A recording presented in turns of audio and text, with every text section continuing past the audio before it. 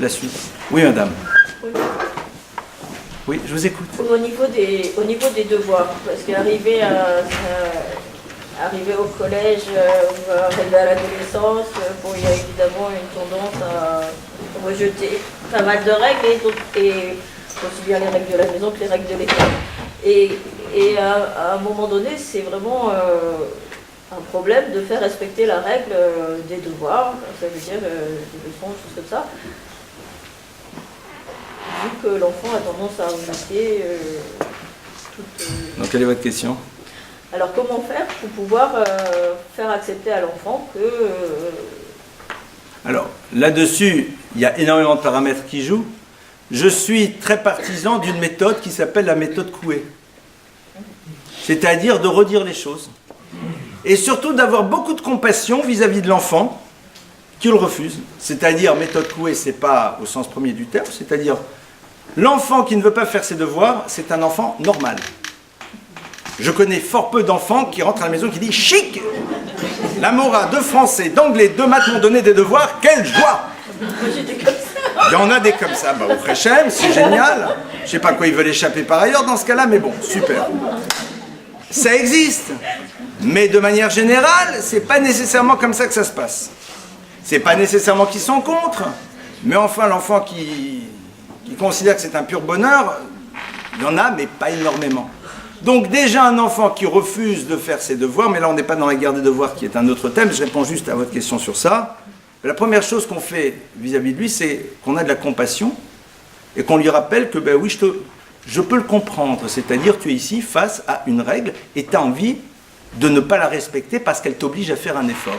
Donc déjà dire, ben, je comprends, c'est-à-dire que tu es au fond dans le problème qu'on a tous. C'est la notion de, même dimanche matin, la notion de fil à Betibourg, elle existe, quoi, de prier en communauté, elle existe, hein, même dimanche matin. Et peut-être beaucoup de personnes ont peut-être envie à un moment de zapper. C'est comme le devoir de maths, quoi, sur ce truc-là. Je sais qu'il faut le faire, mais j'ai pas trop envie. Oui. Que même en vacances, il y a certaines règles, mais bon, quand même, il ne faut pas exagérer, mais elles sont là. Donc, au fond, l'enfant, il est quelque part comme nous l'adulte, qui parfois sait que la règle a un bien fondé, mais peut-être pas trop envie.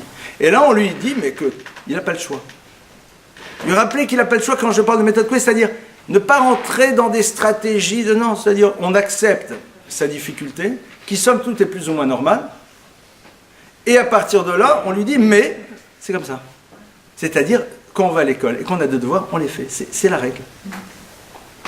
Et je ne vais pas dire que ça va fonctionner du jour au lendemain, mais si on commence tôt, déjà l'enfant voit que il ne peut pas commencer à nous dire c'est trop difficile et c'est pas gentil puisqu'on lui a dit qu'on est d'accord. Donc déjà toute cette ouverture-là, on l'a fermée. Mais oui, mais c'est sûr que c'est difficile. Alors que si on dit mais non, c'est pas difficile et moi quand j'avais ton âge et c'est super et c'est génial, qu'est-ce que tu me racontes? Là, vous avez tout fermé. Tout ce qu'il peut dire, mais il ne peut pas le dire. C'est quoi la seule chose? Ben, j'ai pas envie. Oui, je comprends. C'est trop difficile, alors il va tenter, mais oui, j'entends. Mais pourquoi il le donne tous? Tu as raison, c'est vrai que peut-être que ça aurait été mieux qu'il n'ait pas tout donné, mais bon, c'est comme ça. C'est comme ça. Il y a la règle et il faut la respecter. Autre question? C'est bien, on n'a que des enfants qui respectent la règle ici. Oh, il y a une question. Allez-y. Souvent les enfants ils respectent les règles jusqu'à un certain âge. C'est facile, on leur dit de respecter les règles, ça se passe bien. Arrivé après l'adolescence, ils décident de ne plus respecter les règles et puis ils sont avec la chutzpah, ils sont bien coriaces. Mais bien entendu, on ne peut pas non plus leur faire la guerre parce que c'est plus le même comportement qu'on doit avoir avec eux, ils sont plus grands. Et comment faire entendre que les règles sont toujours les mêmes et qu'ils les respectent sans pour autant avoir à se battre avec eux, enfin se battre entre guillemets. Hein. Quel comportement on doit avoir? Vous pouvez me dire pourquoi nous, les adultes, on respecte certaines règles? Pourquoi on respecte certaines règles? Et toute votre vie, c'est pas parce que c'est la loi? Ça va être un peu pesant. J'ai l'impression, en tout cas, que on respecte les règles à un moment parce qu'on en perçoit le bénéfice. On ressent, au fond, ô combien elles sont fondamentales pour nous. J'espère que toute notre vie, on ne va pas être confronté à la règle dans l'angoisse de la culpabilité, dans l'angoisse de la sanction, etc. Sinon, imaginez, ce n'est pas une vie de bonheur. Hein.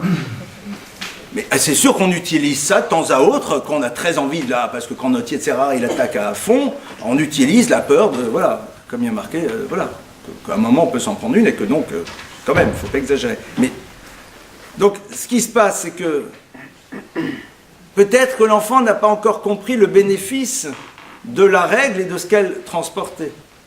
L'enfant n'a pas compris en quoi cette règle qu'on a posée, maintenant, lui amenait quelque chose de nouveau. Alors, c'est vrai que là, ça va être un peu difficile. Je conçois que c'est un peu difficile. C'est-à-dire, si le bonheur du respect de la règle ne s'est pas maintenant introduit à l'intérieur de sa vie, si pour lui, le respect de la règle du Shabbat, c'est toujours aussi pesant et insupportable, c'est évident qu'au moment où il commence à voir son identité de confrontation, mais il va la mettre de côté. Au début, la règle, elle est là, et le rapport de hiérarchie, il est présent. Le rapport de hiérarchie, il va continuer. Donc ici, il y a deux axes. Premièrement, qu'est-ce qui fait que la hiérarchie ne fonctionne plus? Posons-nous la question, qu'est-ce qui fait que notre parole n'a plus de poids? Deuxièmement, qu'est-ce qui fait que pendant toutes ces années où il a été dans le respect des règles, il n'ait pas découvert le bénéfice du respect de ces règles? C'est-à-dire, il ne ressent pas le bonheur, quoi, de la chose. Ou en tout cas, une introduction à ce bonheur. Donc, à travers votre question, vous m'amenez à dire une chose que je n'ai pas dite, enfin que je n'ai pas encore dite, qui est que, bien sûr, lorsque l'enfant respecte la règle, il va devoir à un moment percevoir en quoi ce respect de règle est quelque chose qui, au fond, est bénéfique à terme. Mais quand ils sont jeunes comme ça, ils sont jeunes, ils exécutent. Ah, mais c'est à vous de faire émerger ça. C'est à vous de faire émerger ça. C'est-à-dire de créer, non pas la récompense parce que tu as respecté la règle, mais quand il a respecté la règle et que les choses se passent, brusquement, il voit qu'il y a des choses sympathiques qui émergent de ça. C'est-à-dire que le respect de la règle, qui est pesante d'un côté, met en place un système qui, somme toute, est agréable. Ne serait-ce qu'une forme de réussite scolaire, même si ce n'est pas du vin permanent, dans lequel il voit que c'est agréable de connaître plus et de voir combien on le valorise de par les efforts qu'il fait, et combien on lui dit qu'il est extraordinaire de se dépasser, etc. Donc, il en retire le bénéfice. Mais s'il n'a jamais retiré le bénéfice, donc quand la relation de hiérarchie commence à ne plus être la même, mais il va falloir la réinstaller toujours dans le même principe mais différemment, ça va être difficile. Derrière ça, il y a le problème de la hiérarchie. Ça veut dire que peut-être l'enfant n'a toujours pas compris qu'à un moment, je suis le parent, il est l'enfant. Pourquoi? Parce que si je n'ai pas réussi à faire découvrir à l'enfant le bonheur du respect de la règle, c'est que sans doute la règle, je l'ai mise en place pour qu'elle existe, sans plus. Ça va être un peu difficile. Alors, à l'adolescence, l'enfant qui est dans le non-respect des règles, je veux dire, cette semaine, c'était amusant, on rentre à la maison Shabbat et puis on voit notre petit voisin qui est là avec les bracelets, d'accord, hein? D'accord, avec 4, c'est assez intéressant à voir. Donc, c'est un gamin comme tout le monde, mais qui à un moment a décidé de transgresser les règles, et il n'y a eu personne en face de lui qui lui a rappelé qu'il y avait un règlement. Je crois que l'adolescence est un thème en tant que tel, hein, il me semble qu'on va aborder un moment. J'hésite à vous donner une réponse, parce que ça serait déflorer une conférence, c'est-à-dire ça serait rentrer vraiment dans une conférence, donc j'ai pas peut-être trop envie d'y aller. C'est-à-dire nécessairement ça ne sera pas assez. Donc, à travers votre question, pour nous, quand on est parents d'enfants qui ne sont pas encore adolescents, essayons de faire en telle sorte que le respect de la règle génère chez l'enfant un bénéfice qui fera que par la suite, il arrive à être toujours dans le respect de cette règle, même quand il aurait une forme de liberté pour pouvoir la mettre de côté. C'est-à-dire qu'il a intégré les choses. Il en a tiré un bénéfice. Qui peut être parfois des choses toutes bêtes. Vous savez, c'est les croissants au chocolat ou les pains au chocolat qui sont présents au petit déjeuner à la synagogue. Après, ça peut être ça. C'est-à-dire, au fond, et puis de se sentir un peu plus adulte que les autres, parce que moi, tous les jours, je discute avec des adultes, quoi. C'est pas mal, quoi, cette ambiance. Moi, j'aime pas du tout, d'ailleurs, le coup des... Alors, parfois, c'est nécessaire pour de différentes raisons, mais ce qu'on appelle les minyanim de jeunes, qui parfois sont importants, soit parce que les minyanim des personnes qui le sont moins tirent en longueur et qu'on s'assoit 8 heures, on se lève à midi et demi, c'est une catastrophe, ou alors parce que c'est une manière d'amener les jeunes, etc. Mais dans l'absolu, le bénéfice réel, c'est quoi? C'est tout simplement de voir que j'appartiens à un univers d'adultes avec lequel je suis en lien, avec lequel on se parle, dans lequel il y a un échange. Et ça, c'est très valorisant. Alors après, on essaye de dire, bon, c'est un truc pour jeunes, alors on va être obligé de faire de l'ambiance. Pour qu'il y ait... Donc essayez de réfléchir aux bénéfices que l'enfant va retirer du respect de ces règles. Et au bout d'un moment, il va avoir envie de continuer. Autre question?